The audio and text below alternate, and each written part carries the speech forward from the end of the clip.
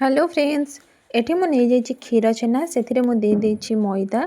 लुण आउ सोढ़ा देकी आपको भल भाव में चकटी नेबा जदि आवश्यक हुए आउ गोटे चामच देदेवे मैदा एठी मु रेड चिली पाउडर दे नहीं आपको भल भाव में चकटी ने चकटी की एमती छोट छोट करने ये देखो ये टाइप मु सेप देती आपन चाहिए गोल गोल करें नचेत अलग सेप दे पारे आपको तेल छाणी सारापर आलू को से तेल छाणी नेबा तापर से तेल रे आमे गोटा मसला पियाज देदेबा तेल टिके कमी नेबे तापर मुझे रसुण अदा पियाज लंका को ग्राइंड करी नहीं पियाज हो गला परे ताकू देकी भल भाव में कषि नेबे एते लुण हलदी दे नेबे लुण हलदी देकी मसला को भल भाव कषि नेबे तापर आ गोटे ग्राइंडर जार नहीं जावा से टमाटो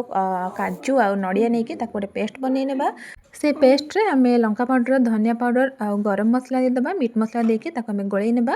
एटे देखंतु मसला हे गलानी सेतिरे आमे पेस्ट को देदेबा आ टिके पानी देदेबा सेतिरे देके आमे भल भाव में गोळै नेबा आको आमे किछि समय फुटिया पई छाडी नेबा एटी मु कस्तूरी मेथी पकै नै छी तापर सेतिरे छाणी रखिथिबा आलू को पकेकी आको भल भाव घोड़ै की रखि नेबा आलूटा सिझिबा पई एटी आलू सिझि जाइछि एटी पानी देदेबा आमे गरम पानी देकी पानी फुटिया पर्यंत छाडी नेबा